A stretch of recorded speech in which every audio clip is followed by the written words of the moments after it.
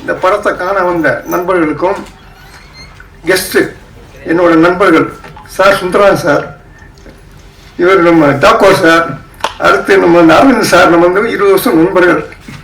அவங்க இந்த படத்தை வந்து நான் கதையோசை எழுதும்போது நம்ம வந்து எப்படி வந்து இந்த படத்தை வந்து ஒரு தந்தை மகன் இவங்களுக்குள்ள இது நம்ம எப்படி கொண்டு போகணும்னு சொல்லி யோசித்தேன். கிட்டத்தட்ட ஒரு 3 மாசமா யோசிச்ச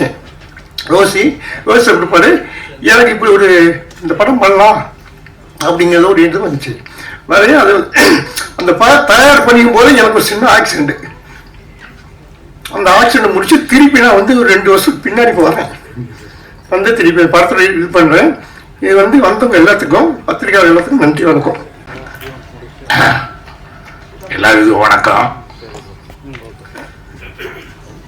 வன்முறை அப்பா நல்ல டைட்டில், நல்ல விஷயத்த சொல்லணும்னு ஆசைப்பட்டிருக்காங்க. ஒரு குறும்படங்கிறதுனால கொஞ்சம் பேர் சொல்லிட்டாங்க. இதுவே ஒரு பெரிய திரைப்படமா இருந்தா ஒரு 2.5 மணி நேரம் ஒரு வார்த்தை தான். திருக்குறள்ல ஒரு ஒரு ஒரு 1.25 அடியால் உலகம் அளந்ததுன்னு ஒரு சொல்லுவாங்க. அந்த மாதிரி இந்த குறும்படத்துல ஒரு மெசேஜ் சொல்லணுங்கிறதுக்காக அவ்வளவுதான் சொல்ல முடியும். இது படமா இருந்தா ஒரு 2.25 மணி நேரம் வரும். இது ஒரு 15-20 நிமிஷம். அவரு கிடைச்ச சந்தர்ப்பத்துல அவரு சொல்லியிருக்காரு. என்ன சொல்லணும்னு நினைக்கிறாரோ அது வந்து நினைக்கிற விஷயம் தான். ஒரே லைன் தான் கதை. அந்த கதை வந்து எப்படி நடந்தா எப்படி இருப்பாங்க, அவங்க வளர்ப்புனால மட்டுமே வளர்ப்பு எப்படியோ அப்படித்தான் ஆவாங்கிறதெல்லாம் இப்போ ஒரு கதாசிரியர்ங்கிற முறையில அப்படி இல்லாம கூட நல்லா வந்தவங்க எல்லாம் இருக்காங்க. ஒவ்வொரு வருடமும் ஒவ்வொரு வருஷமும் கடைசியில பார்த்தா ஒரு ஆட்டோ ரிக்ஷா ஓட்டுற பையன் தான் முதல் மார்க் வாங்குறான். ஒரு வண்டி இருக்கிறவன் பையன் தான் முதல் மார்க் வாங்குறான். ஒரு அப்பா அம்மா சொல்லி கொடுத்ததுனால ஒருத்தர் வந்துட மாட்டாங்க. எனக்கெல்லாம் வந்து நான் 2வது படிக்கிறப்போ, 2வது படிக்கும் போது எங்க அப்பா வந்து என்னை போட்டு அடிக்கிறாரு. இருக்காத வீட்டுக்காரர் வந்து ஒருத்தர் அடிக்கும் போது எப்படி இருந்தாலும் வன்முறை அப்பான்னு இதுல வந்து சொல்லி திருத்தரப்பாங்கிறது ஒண்ணு வேற. வாழ்க்கையில நடந்தது என்ன அப்படின்னா, அதாவது இப்ப எனக்கு 75 வயசுன்னா நான் சொல்றது ஒரு 70 வருஷம் 69 வருஷத்துக்கு முன்னால எங்க அப்பா என்ன போட்டு அடிக்கிறாரு. அப்ப 2வது படிக்கிறேன் நான். ஒரு வன்முறைய தூண்டக்கூடாதுன்னா எங்க அப்பா என்ன போட்டு அடிச்சிடக்கூடாது இல்லையா? ஆனா அடிச்சாரு. அது ஒரு வன்முறை. எதனால அடிக்கிறீங்கன்னு எதுக்காக வீட்டுக்காரர் கேட்கிறாரு. ஏங்க பையனை போட்டு இப்படி அடிக்கிறீங்க அப்படின்னா, இல்லைங்க போன மாசம் ஒரு புத்தகம் வாங்கி கொடுத்தேன், கிளாஸ்ல ஒரு பையன் திருடிட்டு போயிட்டான்னு வந்தான். 10 நாளைக்கு முன்னால அதே புத்தகத்தை வாங்கி கொடுத்தேன், மறுபடியும் கிளாஸ்ல ஒரு பையன் திருடிட்டு வந்தான். நேற்று அதே புத்தகத்தை வாங்கி கொடுத்த மறுபடியும் கிளாஸ்ல ஒரு பையன் திருடிட்டு போயிட்டான்னு வந்து நிக்கிறான். அதனாலதான் அடிக்கிறான்ட்டு மறுபடியும் போட்டு அடிக்கிறாரு.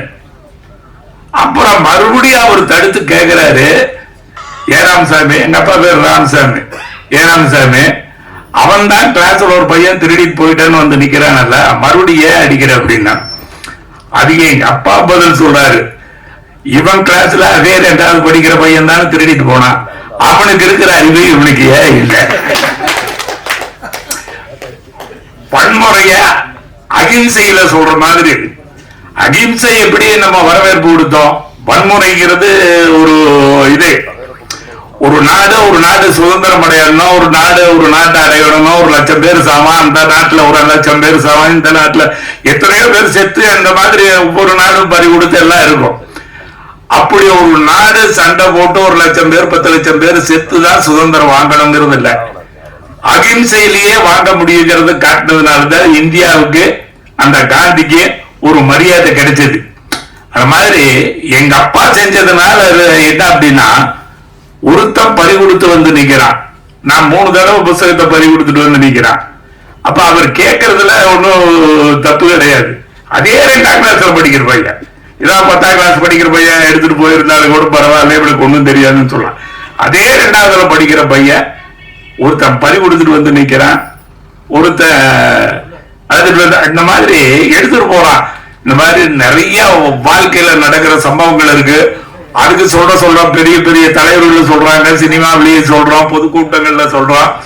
இவரனால விஸ்வநாதன் தானே அவரு, விஸ்வநாதன் MS விஸ்வநாதனுக்கு அப்புறம் ஒரு MS எஸ் மட்டும் வச்சுட்டாரு கே. அப்போ இது எப்படி இருந்தாலும் இந்த விஷயத்த இவர் படமா இருந்தா பெருசா சொல்லி இருப்பாரு. சின்ன விஷயத்துல அழகா அவர் என்ன சொல்லணுமோ சொல்ல வந்தாரோ, அவருக்கு இதுக்கெல்லாம் என்னென்ன தடை இருந்ததோங்கிறதெல்லாம் படம் பார்க்கும்போது நம்ம கொஞ்சம் அதிகமா திங்க் பண்ணுவோம். அந்த அதிகமா திங்க் பண்ணும்போது இன்னும் அவரு சிறப்பா பெரிய படமா கொடுத்திருந்தா நல்லா சொல்லி இருப்பாருங்கிறது இதுவே இவருடைய முயற்சிக்கு பெரிய வெற்றி தான். அடுத்து இன்னொரு பெரிய வெற்றிய அவர் தேடி போகட்டும். நன்றி, வணக்கம். எல்லோருக்கும் எனது இனிய வணக்கங்கள்.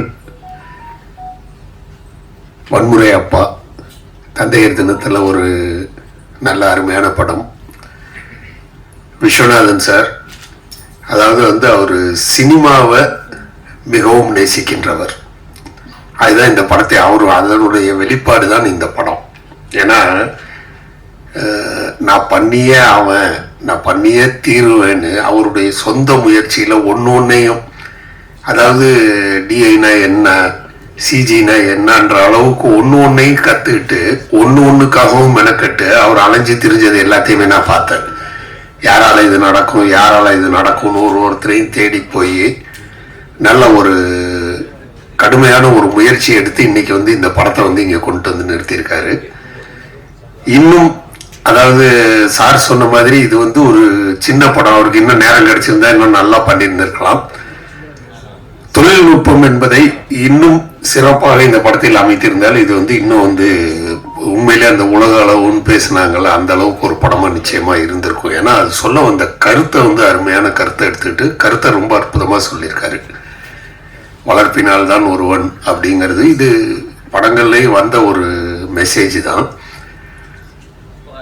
அதை ரொம்ப நல்லா அவர் முயற்சி பண்ணி சொல்லியிருக்காரு. அடுத்து ஒரு பெரிய சின்ன ஓட்டத்தில் 100 மீட்டர் ஓடி முடிச்சுட்டு அடுத்து மராத்தான் ஓடுறதுக்கு தயாராகிருக்காரு. அதற்கு முன்னால் இன்னும் தெளிவாக நிறையா அவர் நிச்சயமாக செய்வார். ஏன்னா அவரை கூடவே இருந்து பார்த்தவன் நான். நிறையா விஷயங்களை உள்ற பூந்து எல்லாத்தையுமே செய்யக்கூடியவர்.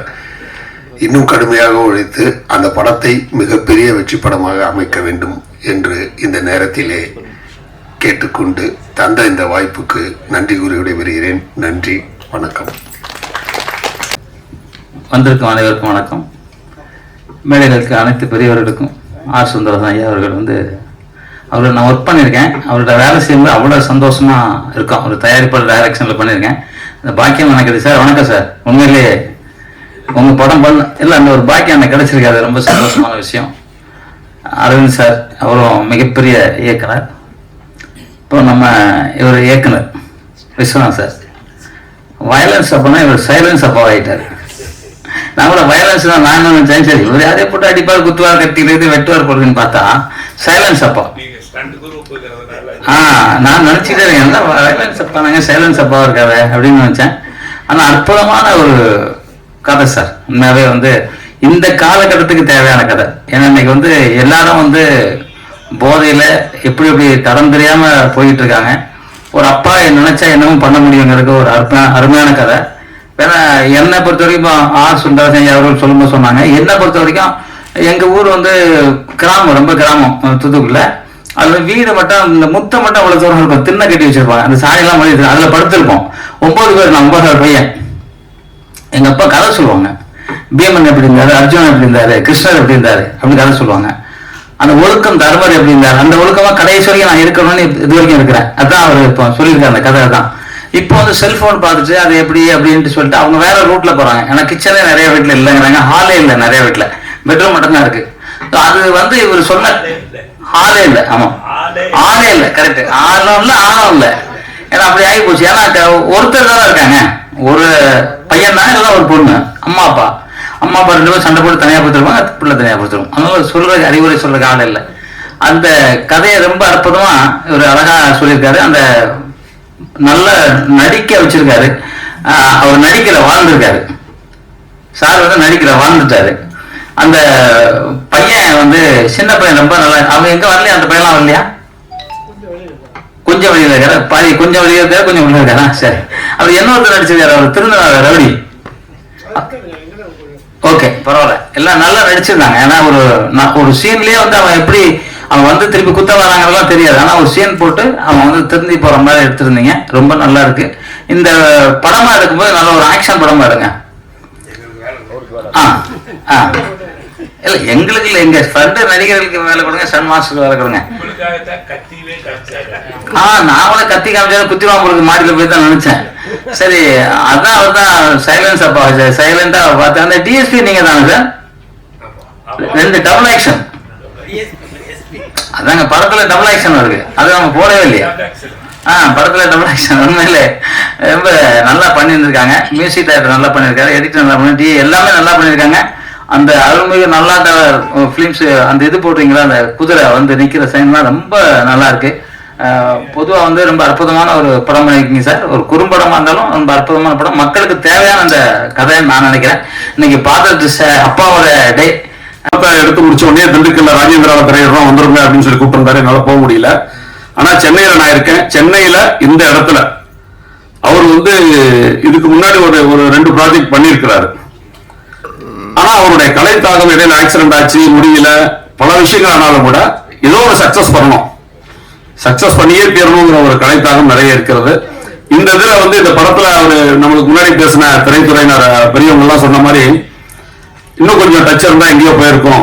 ஆனா அவருடைய ஆர்வம் வந்து ஒவ்வொன்றையும் கத்துக்கிட்டு பண்ணணுங்கிற அந்த ஆர்வத்துக்கு நீங்க எல்லாம் வித்துடணும். நீங்க அவருக்கு இன்னும் நிறைய ஒத்துழைப்பு கொடுக்கணும். அந்த ஒவ்வொரு டச், அந்த டைரக்டர் டச்சுங்கிறத வந்து வெளிக்காட்டுவதற்கு உண்டான முயற்சிகள் இல்லையே தவிர, அற்புதமான ஒரு சின்ன கருவை வச்சு இது வந்து 2.5 மணி நேரம் உள்ள செகண்ட் பார்ட் தேர்ட் பார்ட் இருக்கிறவங்க கூட திரைக்கதை அமைச்சா எவ்வளவு கொண்டு போகலாம். ஒரு அற்புதமான ஒரு படைப்பு. இதை மென்மேலும் மெருகேற்றி கொண்டு போவதற்கு நம்ம இதுக்கு வந்து நம்மளால முடிஞ்ச ஒத்துழைப்பு, இதை எப்படி கொண்டு போகலாம், அவருடைய கருவை பயன்படுத்தி திரைக்கதையை கொண்டு போய் KS விஸ்வநாதனுடைய அந்த நல்லாண்டவர் பிலிம்ஸ் மீடியால அடுத்து வரக்கூடியது சூப்பரண்ட் ஆஃப் போலீஸ் எஸ்பி இதுலயே அந்த அந்த திரைமறைவில் அந்த தூணுக்கு பின்னாடி மறைஞ்சிருந்த அந்த வில்லனா சித்தரிக்கப்பட்ட அந்த நபர், தவறான தகவலாக்கப்பட்ட நபர், இவங்க பேசுறதை கேட்டு திருந்துற மாதிரி ஒரு சின்ன விஷயம் தான். இத வேற லெவல்ல கொண்டு போய் அவர் இன்னும் உயர்படுத்தி காமிச்சு பண்ணியிருந்தா இந்த படத்தை கொண்டு போவாங்க. ஏன்னா இன்னைக்கு உலகத்துல, இப்ப இருக்க உலகத்துல இது மாதிரி கரு, ஏன்னா இப்ப வன்முறை, இப்ப வெளியில டெய்லி பேப்பர் திறந்தாலும் மீடியாவை திறந்தாலும் நிறைய வன்முறை, உலகம் முழுக்க இன்னைக்கு உலக பொருள் நடந்துட்டு இருக்கு, வன்முறை இருக்கு, ஸ்கேம் நடக்குது, பாலியல் துன்பங்கள் நடக்குது. அதனால படத்திலேயே அதை பார்க்க மக்கள் விரும்ப மாட்டேங்கிறாங்க. இப்ப லேட்டஸ்டா வந்த படங்கள்ல வந்து மிகப்பெரிய படங்கள் நிறைய வந்துச்சு. ஆனா மக்கள் விரும்பி பார்த்து தியேட்டருக்கு போய் பார்த்த படங்கள் வந்து 2 தான் எனக்கு தெரிஞ்சு. அந்த டூரிஸ்ட் ஃபேமிலின்னு ஒண்ணு, இன்னொன்னு வந்து மாமன். அப்போ நம்ம மக்கள் வந்து அமைதியையும் ஜனரஞ்சகமான படத்தையும் விரும்புறாங்க. அவங்க சுந்தரராஜன் ஐயா கொடுத்த படங்கள்லாம் பார்த்தோம்னா சூப்பர் ஸ்டார் வச்சு ராஜாதி ராஜா, இன்னும் எத்தனையோ படங்கள். ஊமை வெளிகள்ல வந்து நான் ரொம்ப பெருமைப்பட்டது, சினிமா துறையில படிப்பு இருக்கா அப்படின்னு நிறைய பேருக்கு தெரியாது. அந்த டிஎஃப்டி அதுல ஒர்க் நிறைய பேர் டிஎஃப்டி முதல்ல டிஎஃப்டி அந்த திரைத்துறையை சார்ந்த டிப்ளமோ பிலிம் டெக்னாலஜி முடிச்ச அன்பர்கள்லாம் சேர்ந்து எடுத்த படம். அது மாதிரி வழிகாட்டிகளா இருக்கக்கூடிய இத்தனை பேரும் சேர்ந்து நம்மளுடைய விஸ்வநாதன் சாருடைய வருங்கால ப்ராஜெக்டுகளுக்கு அதை மேலும் பெரிய திரைப்படமாக இருப்பதற்கு உறுதுணையாக இருக்க வேண்டும். நாங்களும் இருப்போம். எங்க ஊருக்காரு, என்னுடைய மகனும் டைரக்டர், அவரு இப்ப அடுத்த பிலிம் ஒன்று பெரிய படம் எடுக்கிறதுக்கு ரெடி ஆயிட்டு இருக்காரு. அதையும் பயன்படுத்திக்குவோம். விரைவில் உங்களுடைய படம் பெரிய வெற்றி படமாக உங்களுடைய கரு வளர எங்களுக்கு எல்லாம் வல்ல செந்திலாண்டவனையும் திருமலைக்கேணி முருகக்கடவுளையும் வேண்டி எல்லாம் வல்ல அவர்களுக்கு நீண்ட ஆயுளையும் தேக ஆரோக்கியத்தையும் கொடுத்து மென்மேலும் அவருடைய பணி சிறக்க கலைத்தாகத்தை தீர்த்து வைக்கும் அளவிற்கு அவருடைய கலைத்தாகத்தை ஏற்படுத்த எல்லாம் வல்ல இறைவனை வேண்டுகிறேன். நன்றி, வணக்கம். மேடையில் அமர்ந்திருக்கின்ற சான்றோர்கள், கலைஞர்கள், திரைக்கதையை பார்வையிடுவதற்காக வந்துள்ள ரசிக பெருமக்கள் அனைவருக்கும் என்னுடைய பணிவான நன்றியும் வணக்கத்தையும் தெரிவித்துக் கொள்கிறேன். வன்முறை அப்பா என்ற படத்தினுடைய தலைப்பு இன்று உலகம் முழுவதும் நடக்கக்கூடிய கலாச்சாரமானது வன்முறையாகவே உள்ளது. அந்த வன்முறை எதனால் ஏற்படுகிறது என்ற தத்துவத்தை மையமாக வைத்து இந்த கலைஞர்கள் சொல்லியதுபடி சைலன்ஸ் அப்பா வன்முறையாக வாழக்கூடாது என்பதில் தன்னுடைய பிள்ளையை திருத்துகின்றார். அந்த வன்முறையை செல்லாதே என்பதற்கு கத்தியை தீட்டாதே புத்தியை தீட்டு என்ற பழமொழிக்கு ஏற்ப அவர் அந்த கருத்தை அமைத்துள்ளார். உலக கலாச்சாரமானது எங்கு பார்த்தாலும் சுகாதாரமற்ற செயல்பாடுகள் எல்லா இடத்திலையும் நிகழ்கின்றது. படத்தின் ஆரம்பத்திலேயே அந்த அநாகரிகமான கலாச்சாரத்தை அவர் சுட்டிக்காட்டுகின்றார். ஒருவன் எந்த இடத்தில் தன்னுடைய கடமையை செய்ய வேண்டும் என்பதை மறந்து ஒரு குடும்ப கலாச்சாரம் நிகழ்வு நடந்து கொண்டிருக்கின்ற இடத்தில் அநாகரிகமான முறையை நடத்துகின்றார். இது இங்கு மட்டுமல்ல, உலகம் முழுவதும் இவ்வாறுதான் நடக்கின்றது என்ற கருத்தை அவர் பதிவு செய்கிறார். அவ்வாறு பதிவு செய்வதற்கு மூல காரணமாக அறியக்கூடியவர் அகிம்சையை போதிக்கின்ற அப்பா. இவர் சைலன்ஸை விரும்புகின்ற அப்பா. வன்முறைக்கு போகாதே என்ற வகையில் பாதை மாற்றி அமைக்கின்றார். ஒருவர் போதையில் பாதை மாறுகின்ற அப்பாவாக இருக்கின்றார். ஒரு வகையில் இவர் பாதை மாறினாலும் போதையற்ற அப்பாவாக இருக்கின்றார்.